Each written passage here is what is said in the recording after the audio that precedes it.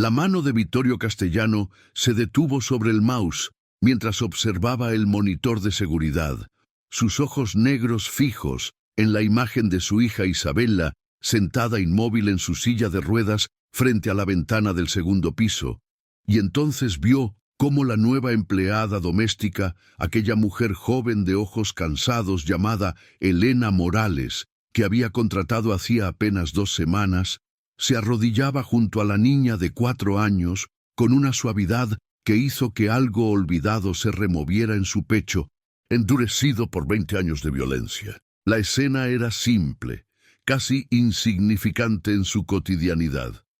Elena tomaba las pequeñas manos paralizadas de Isabella entre las suyas, hablándole en voz baja mientras la luz dorada de la tarde entraba por las ventanas del penthouse en Polanco, Ciudad de México.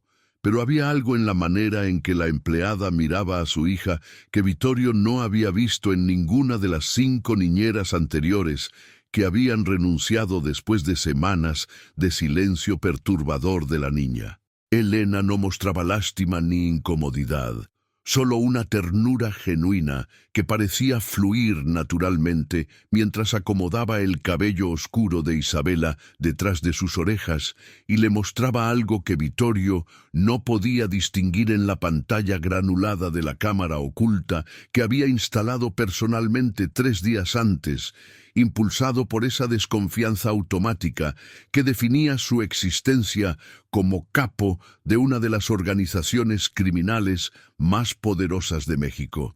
Vittorio había mandado instalar las cámaras un martes por la noche, después de que su hija regresara del último hospital en Houston con el diagnóstico definitivo: parálisis cerebral severa, resultado del accidente automovilístico que también había cobrado la vida de su esposa Gabriela hacía 8 meses. Un accidente que sus enemigos habían orquestado como mensaje y que había dejado a Isabella atrapada en un cuerpo que no respondía a su voluntad. Sus ojos marrones expresivos siendo la única ventana a una mente que los doctores aseguraban permanecía intacta y consciente detrás de la inmovilidad.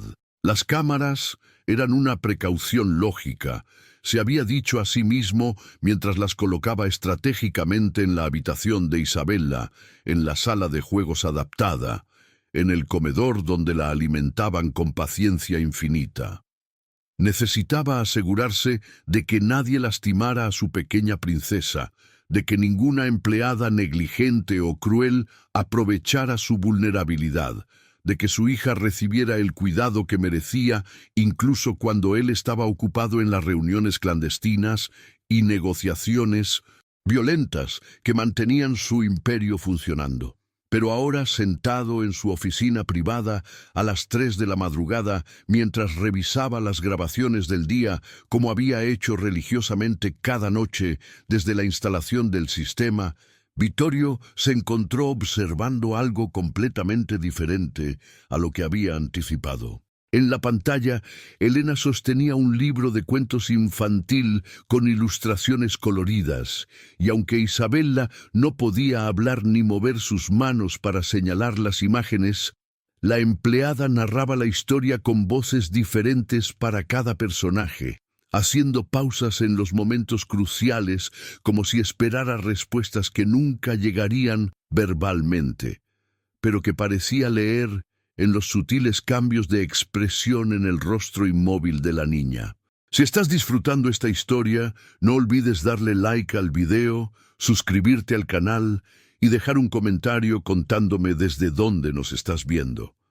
Tu apoyo significa mucho y me ayuda a seguir trayéndote más historias que tocan el corazón. Vittorio avanzó rápidamente a través de las horas grabadas, sus dedos curtidos manipulando los controles con la misma precisión que usaba para desensamblar armas. Y lo que vio en las siguientes escenas hizo que su mandíbula se tensara con una emoción que no había sentido desde antes de que la violencia se volviera su lenguaje nativo. Allí estaba Elena, apenas 26 años según los documentos de identidad que Vittorio había verificado exhaustivamente antes de contratarla, sentada en el suelo de la habitación de Isabela a las 2 de la tarde, rodeada de crayones y papel, dibujando con concentración absoluta mientras le explicaba a la niña paralizada cada trazo que hacía.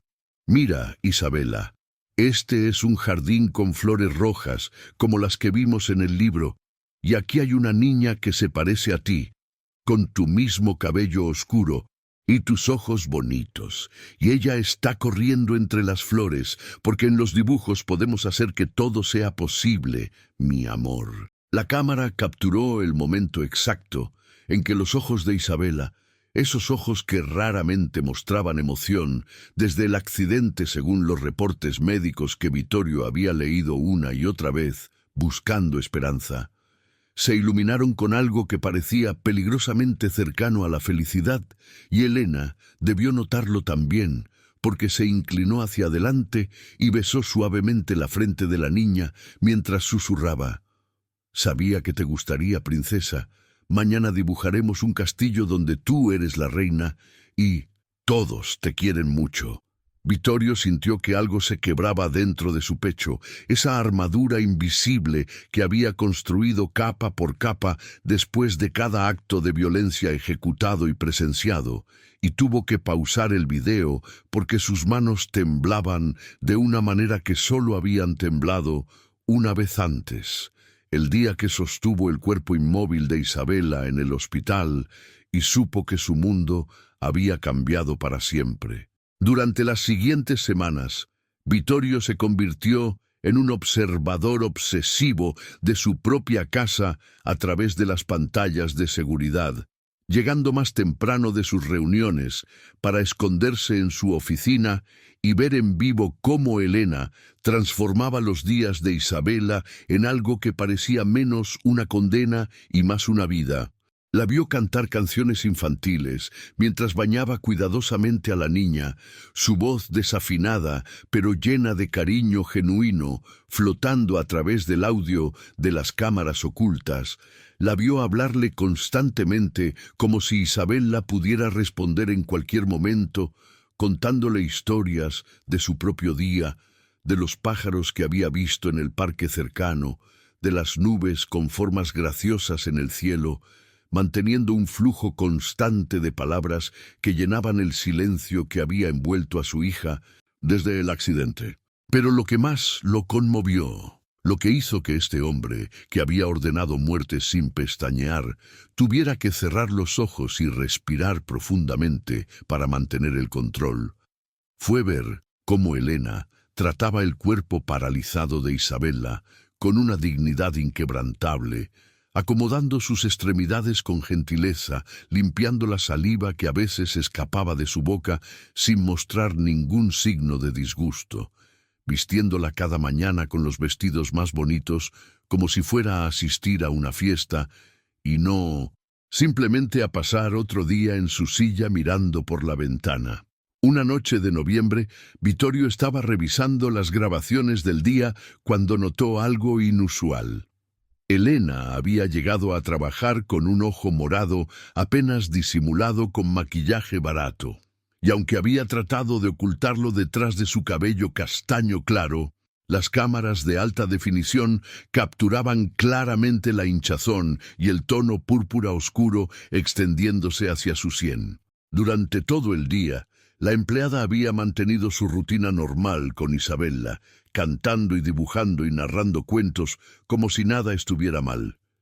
Pero Vittorio había construido su imperio leyendo lenguaje corporal y detectando debilidades, y podía ver la tensión en sus hombros, la manera en que se movía ligeramente más lenta que de costumbre, cómo sus manos temblaban casi imperceptiblemente cuando levantaba a Isabela para cambiarla de posición.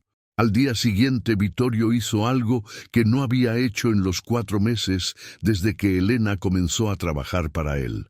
Salió de su oficina durante horas laborales y caminó directamente hacia la habitación de Isabela, sus pasos silenciosos sobre el mármol italiano del pasillo.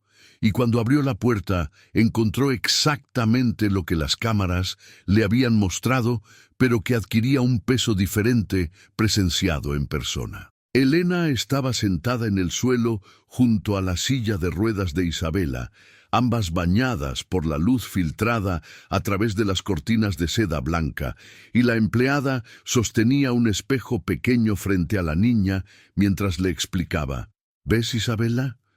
Tus ojos son del mismo color que el chocolate que me gusta, y tu nariz es pequeñita y perfecta, y cuando sonríes, aunque sea solo un poquito con los ojos, porque tu boca no puede moverse tanto, todo tu rostro se ilumina y eres la niña más hermosa del mundo entero». La voz de Vittorio, ronca por años de fumar cigarros cubanos caros y gritar órdenes que significaban vida o muerte, interrumpió el momento.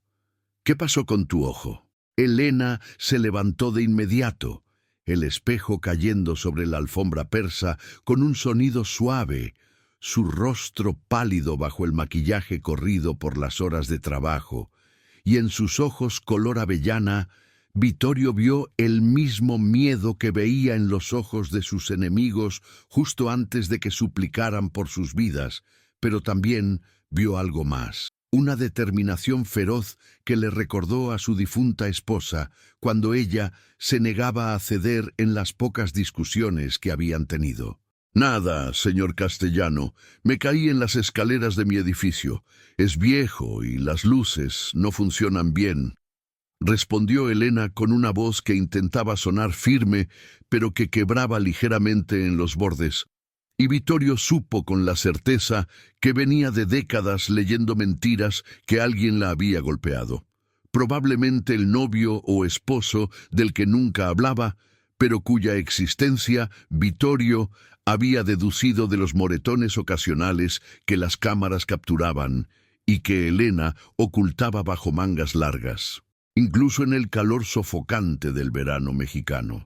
«No me mientas», dijo Vittorio con esa voz baja y peligrosa que hacía que hombres armados retrocedieran, pero Elena solo levantó su barbilla en un gesto de desafío que simultáneamente lo enfureció y lo impresionó, y respondió: «Con todo respeto, señor, mi vida personal no afecta mi trabajo.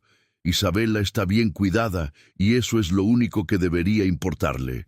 El silencio que siguió fue denso como el humo de pólvora después de un tiroteo, y Vittorio podría haber despedido a Elena en ese momento por su insolencia, podría haberla echado de su casa y encontrado otra empleada que fuera más sumisa y menos problemática, pero entonces miró a su hija y vio algo que no había visto en 8 meses. Isabela tenía los ojos fijos en Elena con una intensidad que sugería comprensión y, más imposiblemente, preocupación, como si la niña de 4 años atrapada en su cuerpo inmóvil pudiera sentir la tensión en el aire y estuviera del lado de la mujer que la había tratado con más amor del que cualquier cantidad de dinero podría comprar. «Mi conductor te llevará a casa esta noche», dijo Vittorio finalmente, su voz perdiendo algo de su filo, «y mañana quiero que vengas a trabajar en taxi. Le diré a Marcos que cubra el costo. No quiero que uses el transporte público con ese ojo así». Elena abrió la boca para protestar, ese instinto de independencia brillando en sus ojos, pero Vittorio la cortó con un gesto de su mano. «No es negociable, y si ese novio tuyo vuelve a tocarte, quiero que me lo digas. Tengo maneras de asegurarme de que nunca vuelva a levantar una mano contra nadie». Las palabras salieron antes de que Vittorio pudiera pensarlas completamente, y en el momento en que las pronunció, se dio cuenta de que había cruzado una línea invisible que separaba a empleador de protector, pero no pudo retractarse porque Elena lo miraba con una mezcla de sorpresa y algo que podría haber sido gratitud, y porque en el fondo de su alma corrupta sabía que no podía permitir que nadie lastimara a la mujer que había devuelto algo de luz a los ojos apagados de su hija. Esa noche, Vittorio observó las cámaras con nueva intensidad mientras Elena preparaba a Isabela para dormir, cantándole una canción de cuna mientras acomodaba las mantas alrededor de su cuerpo inmóvil, y cuando la empleada finalmente salió de la habitación después de besar la frente de la niña y susurrar «Que sueñes con los ángeles, mi princesa», Vittorio sintió una certeza fría y absoluta asentándose en sus huesos. Haría cualquier cosa para proteger a estas dos personas que, sin saberlo, se habían convertido en el único punto de luz en su existencia oscura. Los meses que siguieron trajeron cambios sutiles pero significativos en la dinámica del penthouse de Polanco. Cambios que Vittorio observaba obsesivamente a través de sus cámaras ocultas mientras pretendía estar ocupado con los negocios que mantenían su imperio criminal funcionando. Elena había dejado al novio abusivo después de una última pelea que la había dejado con 3 costillas rotas y un miedo en los ojos que Vittorio reconoció porque lo había visto en las víctimas de sus propios actos de violencia. Y aunque ella nunca le pidió ayuda directamente, Vittorio se aseguró de que el hombre recibiera una visita de 2 de sus asociados más persuasivos, que le explicaron en términos muy claros que si volvía a acercarse a Elena Morales, su cuerpo aparecería flotando en el lago de Texcoco, con las marcas de torturas que harían que los detectives de homicidios experimentados vomitaran. La amenaza funcionó, y Elena comenzó a llegar al trabajo con una ligereza nueva en sus pasos, su rostro libre de maquillaje excesivo, revelando las pecas que salpicaban sus mejillas y el brillo natural que el miedo constante había opacado. Pero lo que más cautivaba a Vittorio en las grabaciones nocturnas que se había vuelto adicto a revisar era la manera en que la relación entre Elena e Isabela evolucionaba día tras día, transformándose de empleada paciente a algo que parecía peligrosamente cercano a madre e hija. Elena había comenzado a llevar sus propios materiales de arte, gastando claramente parte de su modesto salario en pinturas y libros y juguetes especiales que pudiera sostener frente a Isabela para estimular sus sentidos, y había convertido las sesiones de terapia física prescritas por los doctores en juegos imaginativos, donde Isabela era una princesa valiente superando dragones malvados con cada movimiento asistido de sus extremidades paralizadas. La cámara en la sala de juegos capturó el momento en que Elena construyó un teatro de sombras improvisado usando una lámpara y sus propias manos, creando figuras de animales que bailaban en la pared mientras narraba historias que hacían que los ojos de Isabela brillaran con deleite mudo, y Vittorio se encontró sonriendo solo en su oficina a las 3 de la madrugada, una sonrisa genuina que sentía extraña y olvidada en su rostro, acostumbrado a la máscara de intimidación calculada. Una tarde de febrero, Vittorio llegó temprano de una reunión particularmente brutal, donde había tenido que ordenar la ejecución de un teniente que lo había traicionado vendiendo información a un cártel rival, sus manos todavía manchadas metafóricamente con sangre, aunque físicamente estaban limpias, gracias a los guantes que siempre usaba para ese tipo de trabajo sucio. Y en lugar de dirigirse directamente a su oficina para revisar las grabaciones del día, decidió observar en vivo desde las cámaras de circuito cerrado que tenía en su teléfono móvil. Lo que vio hizo que se detuviera en medio del pasillo de mármol, su corazón latiendo con una intensidad que no había sentido desde sus días de juventud, cuando todavía era capaz de emociones no contaminadas por la violencia. Elena estaba bailando con Isabela, o más precisamente, Elena sostenía el cuerpo ligero de la niña contra su pecho y se movía suavemente al ritmo de una canción que tarareaba, girando lentamente en la sala iluminada por el sol de la tarde, mientras le susurraba a Isabela que estaban en un baile de princesas y que ella era la más hermosa de todas. Vittorio entró a la habitación sin pensar, impulsado por algo que no podía nombrar, y ambas mujeres se congelaron al verlo. Elena con expresión de pánico como si la hubieran descubierto haciendo algo prohibido, Isabela con esos ojos expresivos fijos en su padre, con lo que él eligió interpretar como curiosidad. «No pares», dijo Vittorio con una voz más suave de la que sabía que poseía.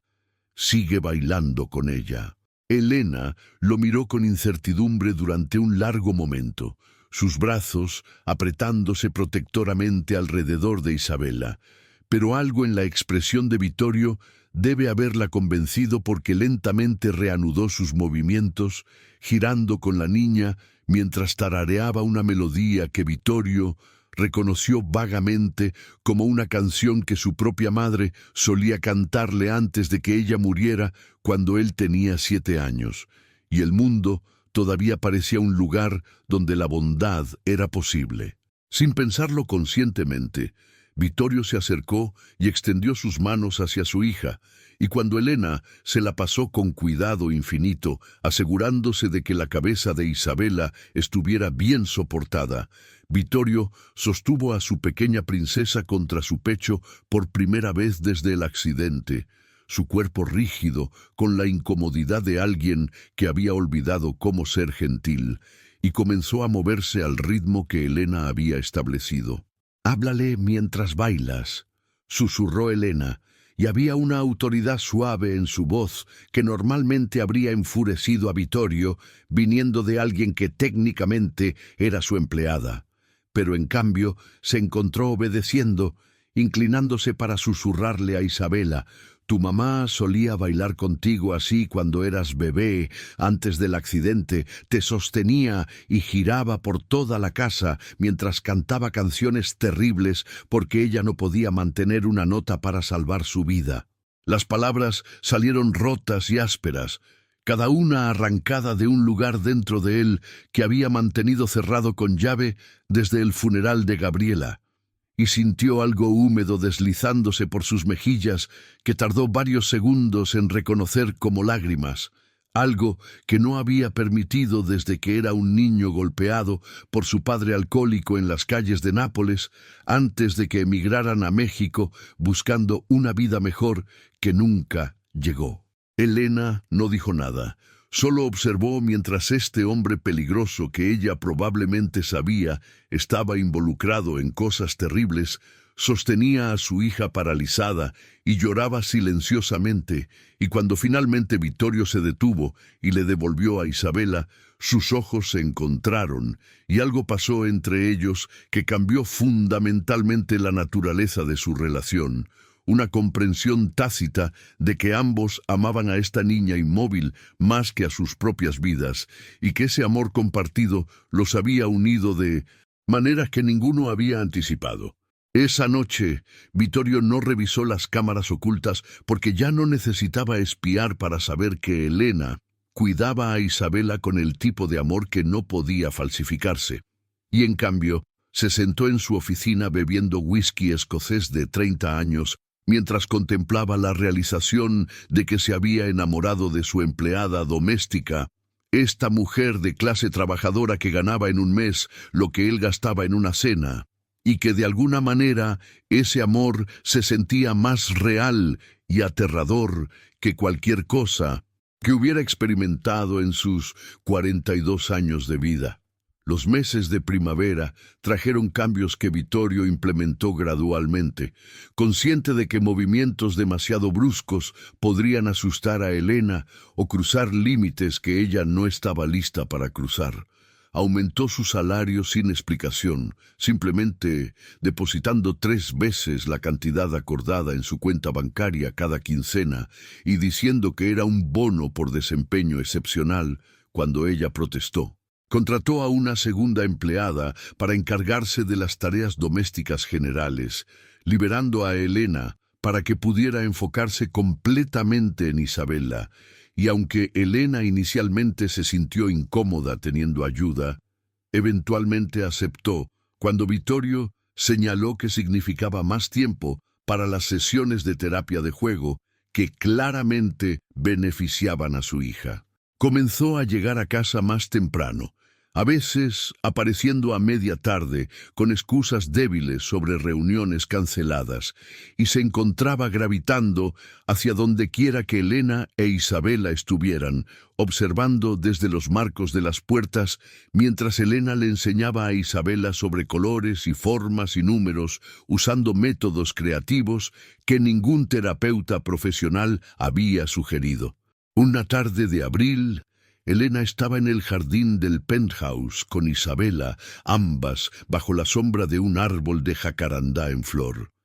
Y Elena había colocado a la niña en una manta especial sobre el césped, mientras le mostraba las flores púrpuras que caían como lluvia del árbol, explicándole cómo cada pétalo era único y perfecto a su manera. Cuando Vittorio salió con 2 vasos de limonada recién hecha por la cocinera y se sentó junto a ellas sin pedir permiso. «Gracias», dijo Elena sorprendida, tomando el vaso con dedos que rozaron brevemente los de Vittorio, y él sintió esa chispa de contacto como electricidad directa a su sistema nervioso. Se sentaron en silencio durante varios minutos, solo el sonido del viento susurrando a través de las hojas de jacarandá y el tráfico distante de la ciudad llenando el espacio entre ellos, hasta que Vittorio habló con una voz cuidadosamente neutral.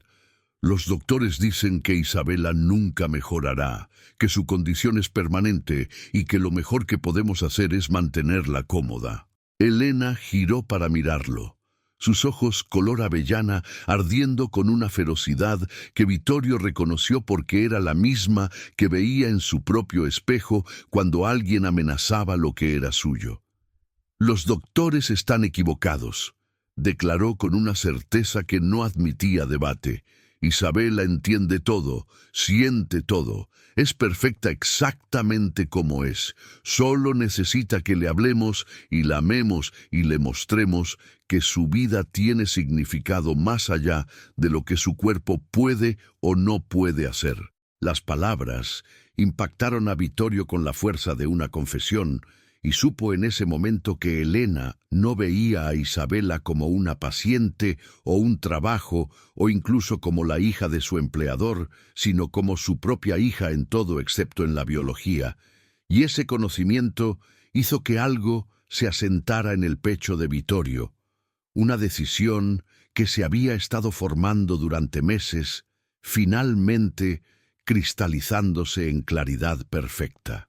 «Cásate conmigo», dijo Vittorio, y las palabras salieron sin el romanticismo o la preparación que probablemente merecían, solo una declaración directa dicha con la misma firmeza que usaba para dar órdenes a sus subordinados.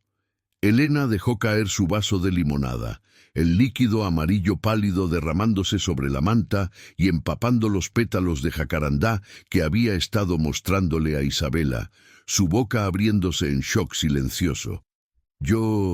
«¿Qué?», tartamudeó finalmente, y Vittorio continuó con esa determinación implacable que había construido un imperio criminal. «Cásate conmigo, adopta legalmente a Isabela, conviértete en su madre de verdad, no solo su cuidadora. Sé que la amas como si fuera tuya y ella te ama a ti. Puedo verlo en cómo te mira, en cómo se calma cuando escucha tu voz». Y yo... Se detuvo, las siguientes palabras atascadas en su garganta porque admitir amor era admitir vulnerabilidad, y la vulnerabilidad era peligrosa en su mundo. Pero miró a Elena y forzó las palabras a salir. «Y yo también te amo. Sé que es una locura y que probablemente estás aterrada de mí porque sabes o sospechas lo que hago para ganar dinero, pero te amo y quiero que seas parte de nuestra familia oficialmente». El silencio que siguió fue interminable, marcado solo por el latido salvaje del corazón de Vittorio resonando en sus oídos, y observó mientras Elena procesaba sus palabras, emociones cruzando su rostro demasiado rápido para catalogarlas todas. Sorpresa, miedo, confusión, y luego, peligrosamente, algo que podría haber sido esperanza. «Vittorio», dijo ella suavemente, usando su nombre de pila por primera vez desde que la había contratado. «Yo cuido a Isabela, la amo con todo mi corazón, pero no puedo casarme contigo solo porque amas a tu hija y necesitas ayuda cuidándola. Su voz era gentil pero firme, y Vittorio sintió pánico elevándose en su pecho porque estaba rechazándolo. Esta mujer que ganaba en un mes lo que él gastaba en zapatos estaba rechazando su propuesta. Pero entonces ella continuó: si voy a casarme contigo, necesito saber que tú también me amas a mí, no solo como la persona que cuida a tu hija, sino como Elena, como una mujer completa con mis propios sueños y miedos y defectos. Vittorio se movió sin pensar, cerrando la distancia entre ellos en la manta manchada de limonada. Sus manos curtidas por la violencia, pero increíblemente gentiles, mientras tomaban el rostro de Elena entre ellas, sus pulgares trazando las pecas en sus mejillas mientras la miraba directamente a los ojos, y decía con una voz ronca de emoción: te amo, porque ves bondad donde yo solo veo oscuridad. Te amo porque transformaste a mi hija de una niña que apenas existía a una niña que vive cada día con alegría a pesar de su cuerpo roto.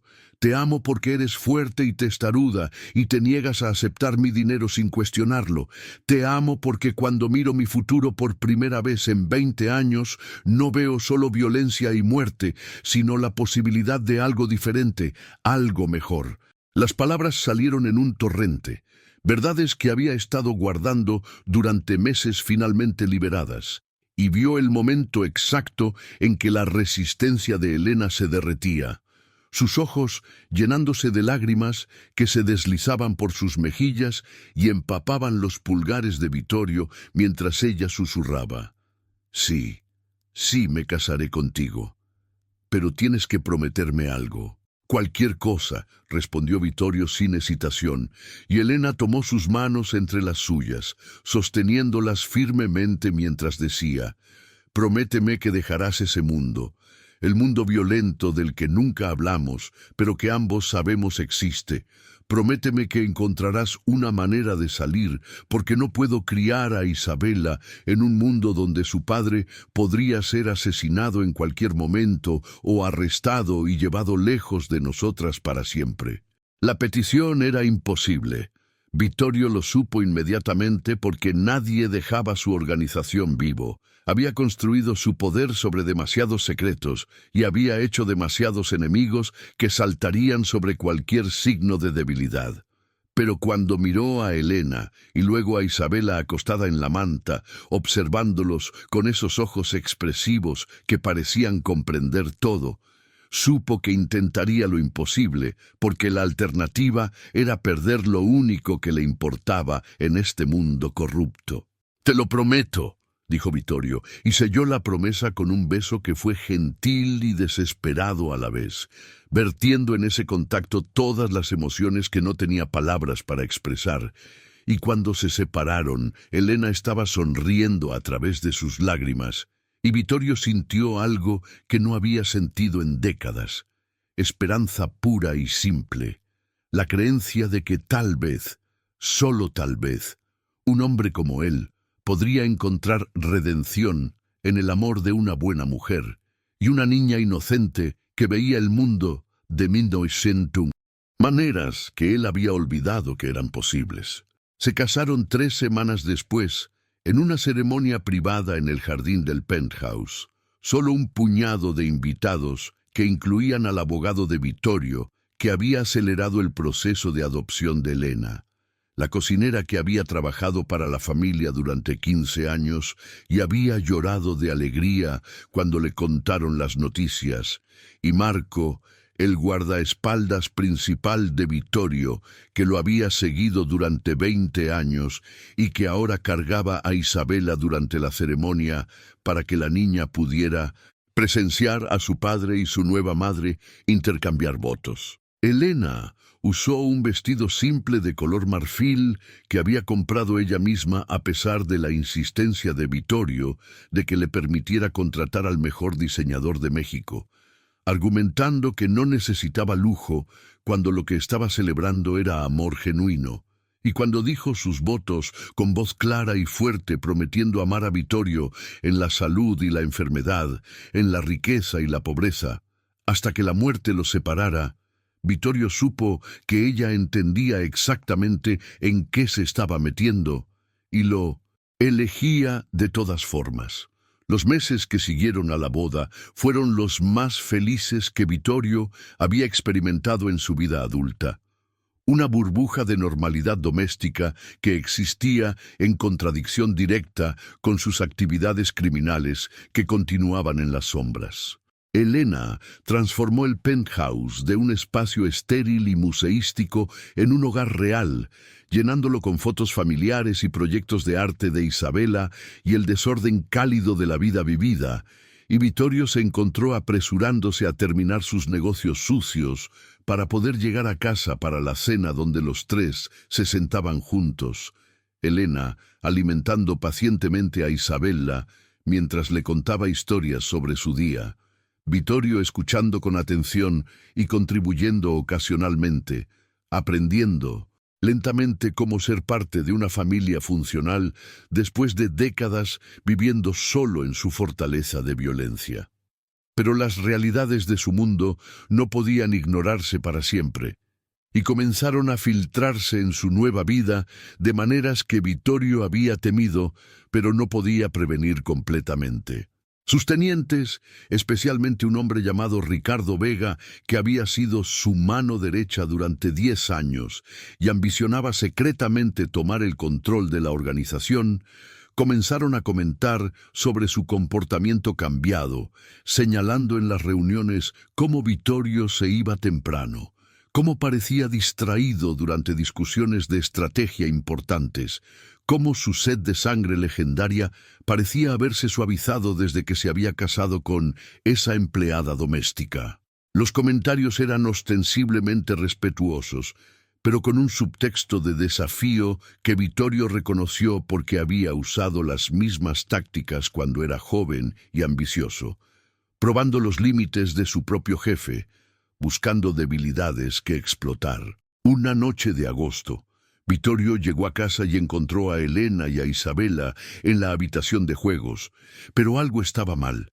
Elena estaba sentada en el suelo, sosteniendo a Isabella contra su pecho, de una manera protectora, sus ojos rojos de llorar, y cuando vio a Vittorio, su expresión era de acusación y dolor. «Vinieron hoy», dijo con voz temblorosa, «dos hombres con trajes caros y sonrisas que no llegaban a sus ojos. Dijeron que eran tus asociados de negocios y que necesitaban dejar un paquete. No los dejé pasar más allá del vestíbulo, pero Marco les permitió entrar. Dijo que los conocía, y ellos miraron a Isabella de una manera que me hizo querer esconderla y nunca dejarla ver la luz del día otra vez». Las palabras cayeron sobre Vittorio como agua helada, y supo inmediatamente que había sido una prueba de parte de Ricardo, una manera de recordarle que su familia no estaba fuera del alcance de su mundo criminal, que la burbuja de normalidad que había construido era tan frágil como vidrio y podía romperse con un solo golpe calculado. «Lo siento», dijo Vittorio con una voz cargada de una culpa que raramente sentía por sus acciones criminales, pero que ahora lo consumía. «Nunca debieron acercarse a ti o a Isabella. Voy a manejar esto». Pero Elena se puso de pie, todavía cargando a Isabella, y caminó hacia él con determinación ardiendo en sus ojos. «No, no vas a manejar esto de la manera que usualmente manejas las cosas.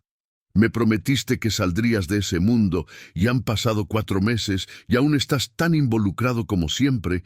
Isabella y yo no somos estúpidas. Sabemos que sales en medio de la noche, que regresas con olor a pólvora y miedo, que tus manos tiemblan de maneras que solo tiemblan cuando has hecho algo terrible».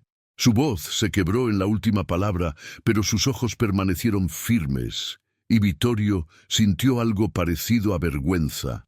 Una emoción que había erradicado de su repertorio hace años, porque la vergüenza era debilidad, y la debilidad era muerte en su mundo. No es tan simple como solo salir, explicó Vittorio con frustración creciente. Tengo enemigos que han estado esperando 20 años por cualquier signo de que estoy bajando la guardia. Tengo secretos que docenas de personas matarían por obtener. Tengo un imperio que no puede simplemente disolverse sin consecuencias masivas que incluirían nuestra muerte y la muerte de cualquiera asociado conmigo. Elena lo miró durante un largo momento, su expresión suavizándose de enojo a algo más complejo, y luego dijo con una calma terrible: «Entonces tenemos que desaparecer, los tres, nuevas identidades, nueva ciudad, nueva vida. Tienes suficiente dinero para sobornar a quien necesites sobornar, y yo puedo trabajar en cualquier lugar. Isabela no necesita lujos.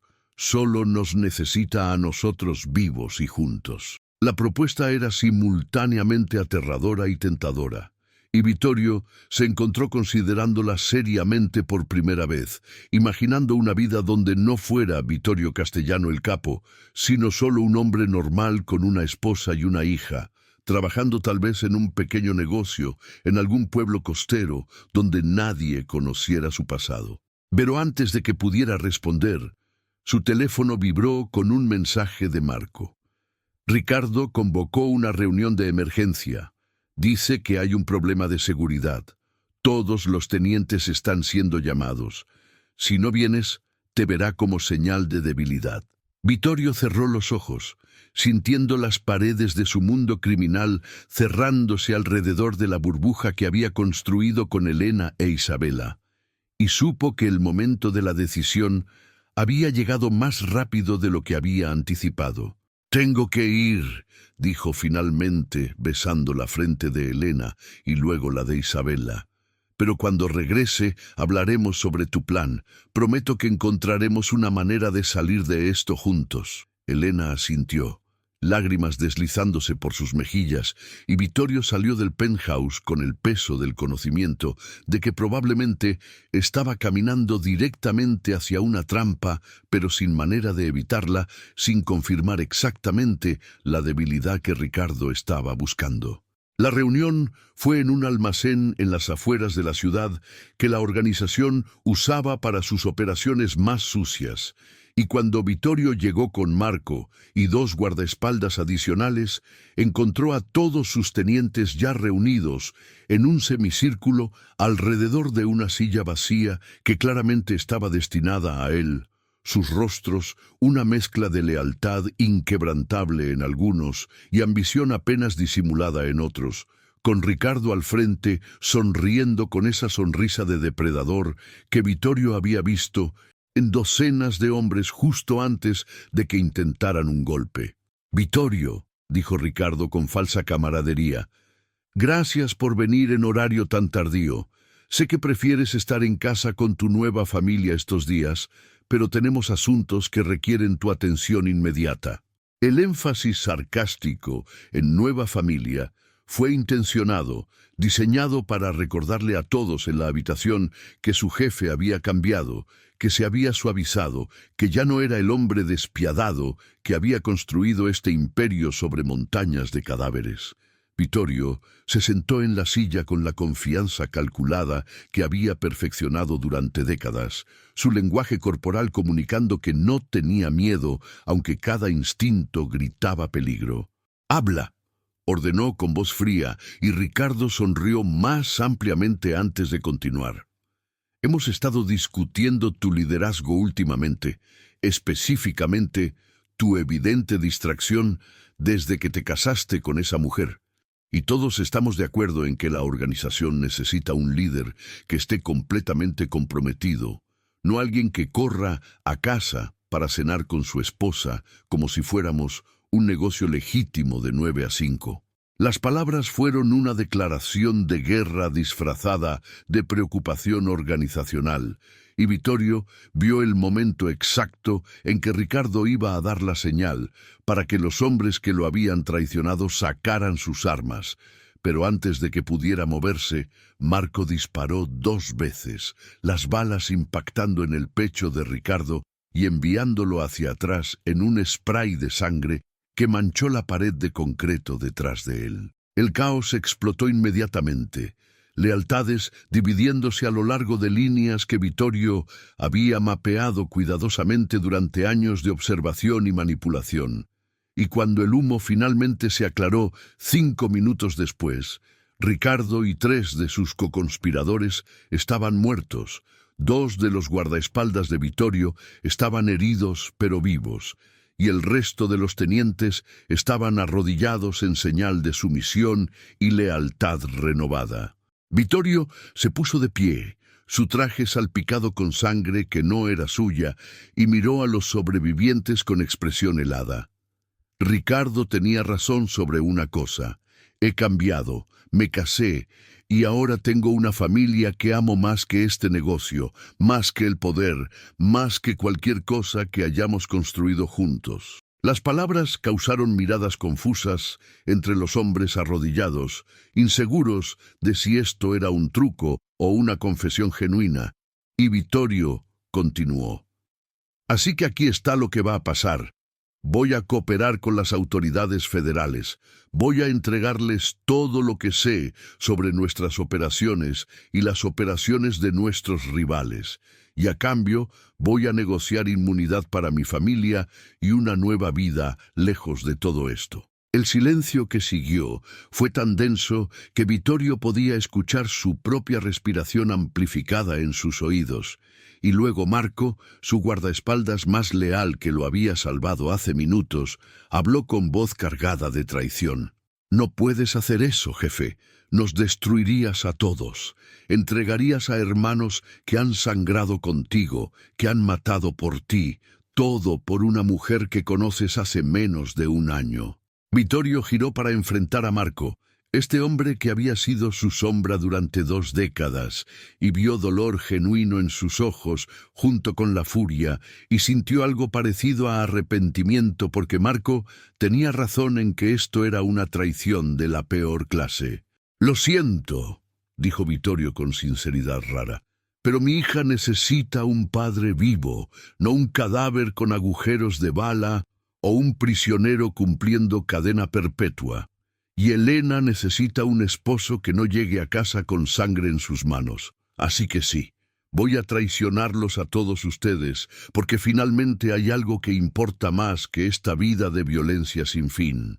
Marco levantó su arma, el mismo arma que había usado para salvar a Vittorio minutos antes, y la apuntó directamente al pecho de su jefe, su mano temblando con la magnitud de lo que estaba a punto de hacer. Pero antes de que pudiera jalar el gatillo, Vittorio dijo con voz firme: «Si me matas, Elena tiene instrucciones de entregar documentos a las autoridades que destruirán esta organización de todas formas. Configuré un sistema de seguridad hace meses cuando comencé a planear mi salida.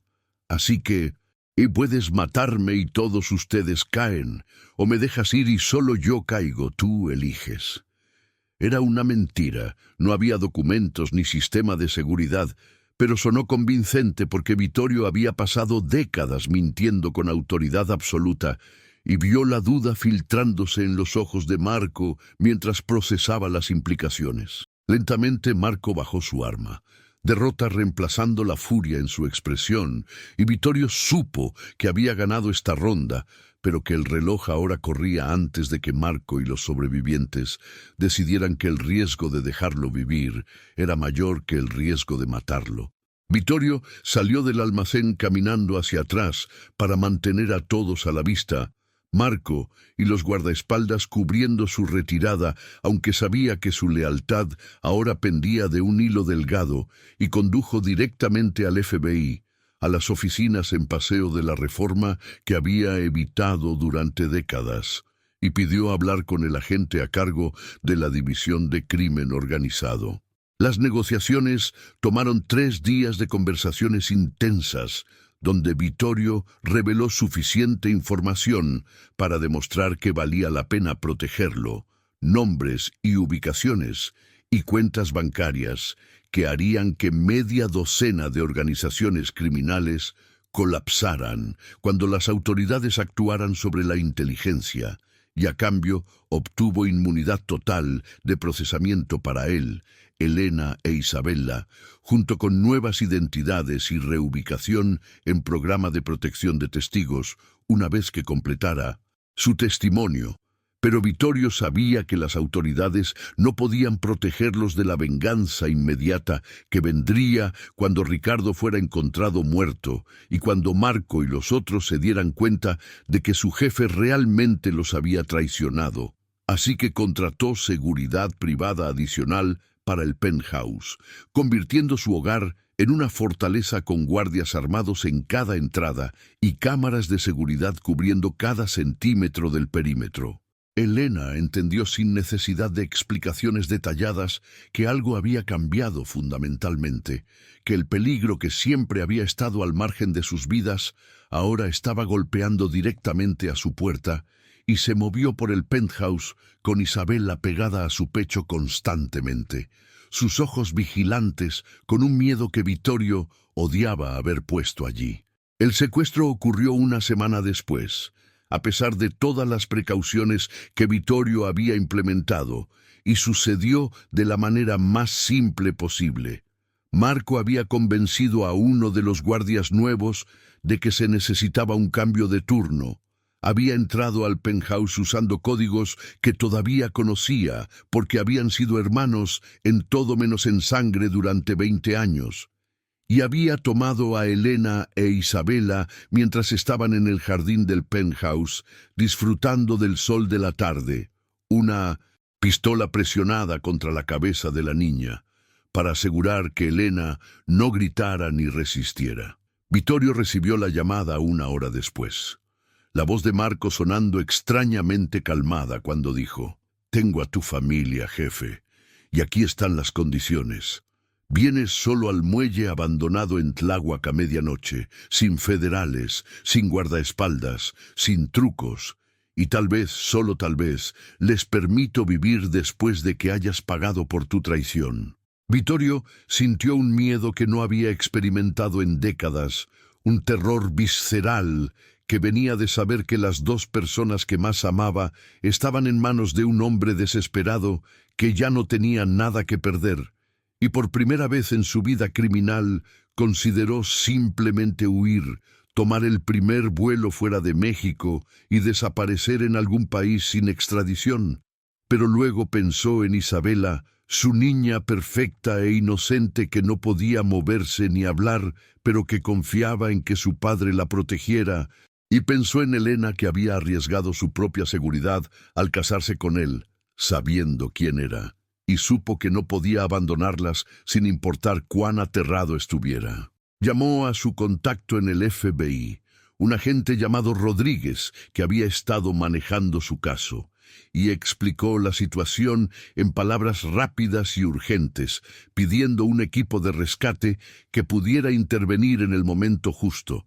Pero Rodríguez fue claro en que no podían moverse oficialmente sin más inteligencia sobre la ubicación y el número de secuestradores, que cualquier rescate precipitado podría resultar en las muertes de los rehenes. Así que Vittorio fue solo, conduciendo a través de las calles de la Ciudad de México a medianoche en un auto sin marcas, sin arma, porque Marco había especificado que lo revisarían antes de permitirle acercarse, sin ningún plan más allá de ofrecerse a sí mismo a cambio de Elena e Isabella y rezar a un Dios en el que no había creído en décadas para que las autoridades pudieran rastrear su teléfono y llegar a tiempo para salvar a todos. El muelle abandonado en Tláhuac era exactamente lo que su nombre sugería, un esqueleto decadente de concreto y metal que olía a agua estancada y basura en descomposición, iluminado solo por la luna llena que convertía las sombras en cosas vivas que se retorcían con cada movimiento del agua. Vittorio caminó lentamente hacia el almacén designado en el centro del complejo de muelles, sus manos levantadas para mostrar que estaba desarmado, su corazón latiendo con tal fuerza que sentía que iba a estallar a través de su pecho. Marco estaba esperando dentro del almacén, rodeado por 5 hombres armados que Vittorio reconoció como antiguos leales que habían decidido seguir a Marco en esta venganza final. Y en el centro del espacio vacío estaban Elena e Isabela, la madre sentada en una silla con la niña en su regazo, ambas con las manos atadas pero aparentemente ilesas. Los ojos de Elena encontraron los de Vittorio a través de la distancia, y en ellos vio miedo, pero también confianza, una creencia irracional de que él las salvaría porque eso era lo que los padres y esposos hacían.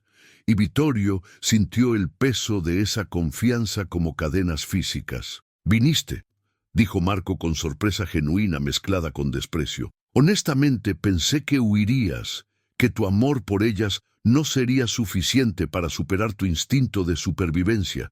Pero aquí estás, el gran Vittorio Castellano, caminando hacia su muerte por una mujer y una niña lisiada que ni siquiera es su sangre». Las palabras fueron diseñadas para herir, para provocar una reacción que justificara lo que Marco planeaba hacer. Pero Vittorio mantuvo su voz calmada cuando respondió: «Tienes razón en que Isabela no es mi sangre biológica, pero es mi hija en todas las maneras que importan. Y Elena es mi esposa, mi salvación, la única cosa buena que he hecho en 42 años de existencia miserable.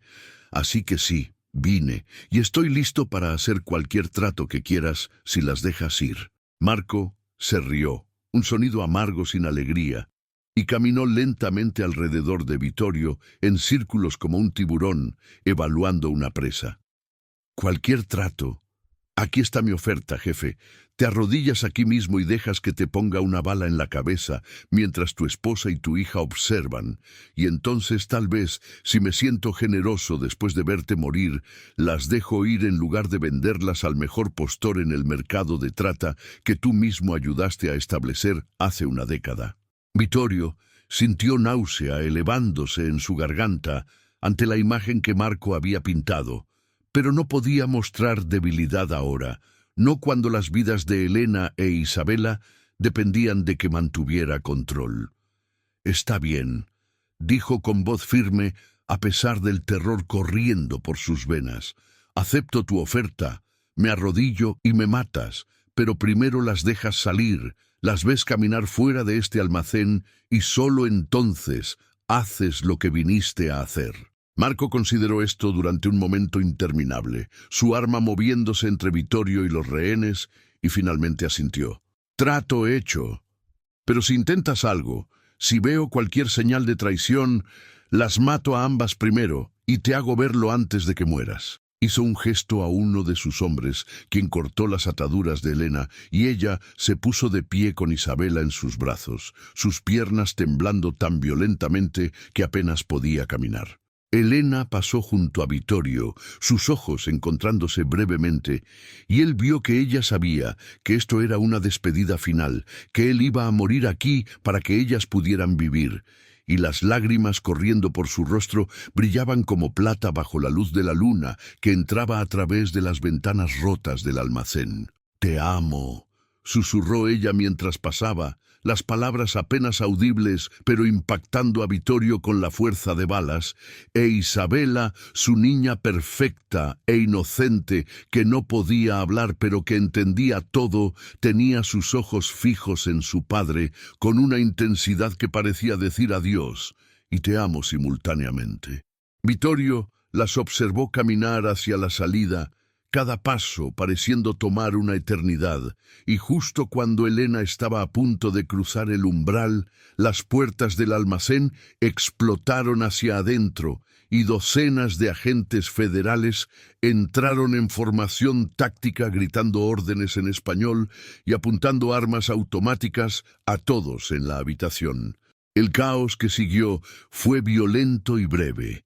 Marco intentó usar a Elena como escudo, pero ella se lanzó al suelo cubriendo a Isabela con su propio cuerpo. 3 de los hombres de Marco abrieron fuego y fueron abatidos instantáneamente por la respuesta federal. Marco mismo recibió 2 disparos en el pecho cuando intentó dispararle a Vittorio en un último acto de venganza. y en menos de 30 segundos el almacén estaba lleno de humo de pólvora y gritos de hombres heridos y el sonido de botas. Tácticas sobre concreto, mientras los agentes aseguraban la escena. Vittorio corrió hacia Elena e Isabela, cayendo de rodillas junto a ellas y envolviéndolas en sus brazos, mientras sollozaba sin control. Todas las emociones que había reprimido durante décadas finalmente derramándose en un torrente que no podía detener ni quería detener. ¿Están bien? ¿Están heridas?, preguntó una y otra vez, sus manos revisando a ambas en busca de heridas, mientras Elena lloraba contra su pecho, y Isabela miraba a su padre con esos ojos expresivos que ahora brillaban con lágrimas propias. Y cuando el agente Rodríguez finalmente los separó para asegurar la escena y tomar declaraciones, Vittorio tuvo que ser físicamente arrancado de su familia, sus manos aferrándose a Elena como si soltarla significara perderla para siempre. Los meses que siguieron fueron un borrón de testimonios y juicios y reubicación. Vittorio, sentado en salas de corte federales, relatando décadas de crímenes, mientras miraba a antiguos aliados y enemigos por igual, siendo procesados basándose en su testimonio, Elena y Isabela, mantenidas en custodia protectora en una ubicación segura, que Vittorio solo podía visitar con escolta federal. La separación, matándolo lentamente pero necesaria, hasta que todos los juicios concluyeran y pudieran desaparecer en sus nuevas identidades. Vittorio cumplió 18 meses en prisión federal como parte de su acuerdo de declaración, tiempo que pasó en aislamiento protectivo para evitar venganza de prisioneros leales a las organizaciones que había destruido. Y cada noche se acostaba en su celda estrecha y pensaba en Elena e Isabela y en la vida que construirían juntos cuando finalmente fuera libre. El día de su liberación llegó en una mañana fría de marzo, 2 años y 4 meses después del tiroteo en el almacén, y Vittorio salió de la prisión federal convertido en alguien completamente diferente. Ya no era Vittorio Castellano el capo, sino Miguel Herrera, dueño de una pequeña ferretería en un pueblo costero en Oaxaca, donde nadie conocía su pasado y donde podía vivir el resto de su vida en paz anónima. Elena lo estaba esperando fuera de las puertas de la prisión, más hermosa de lo que recordaba en su memoria imperfecta, su cabello más largo ahora, y su rostro mostrando líneas de estrés que no habían estado allí antes, pero sus ojos brillando con el mismo amor que lo había salvado. Junto a ella estaba Isabela, ahora de 7 años, todavía en su silla de ruedas, pero sonriendo de esa manera limitada que era todo lo que su parálisis cerebral permitía. Y cuando Vittorio se arrodilló frente a ellas y las abrazó a ambas, no pudo evitar las lágrimas que corrían por su rostro, lágrimas de alivio y gratitud y amor tan puro que dolía. Condujeron juntos hacia su nuevo hogar, una casa modesta de 2 pisos, a 3 cuadras de la playa, donde el sonido de las olas podía escucharse constantemente y donde el aire olía a sal y posibilidades nuevas, y cuando Elena abrió la puerta y Vittorio vio el interior que ella había decorado con cuidado, usando el modesto estipendio del programa de testigos. Vio evidencia de la vida que habían construido durante su ausencia, dibujos de Isabela cubriendo las paredes del refrigerador, fotos de Elena e Isabela en la playa construyendo castillos de arena adaptados para manos que no podían sostener palas, una rutina establecida visible en la disposición cuidadosa de los muebles para acomodar la silla de ruedas de Isabela. Gracias a todos por seguir esta historia. Si te estás disfrutando, escribe en los comentarios desde dónde estás viendo esta historia. Y no olvides dar like, suscribirse y compartir el video, porque tu apoyo es importante para mí para continuar creando historias que toquen el corazón. Que Dios te bendiga siempre.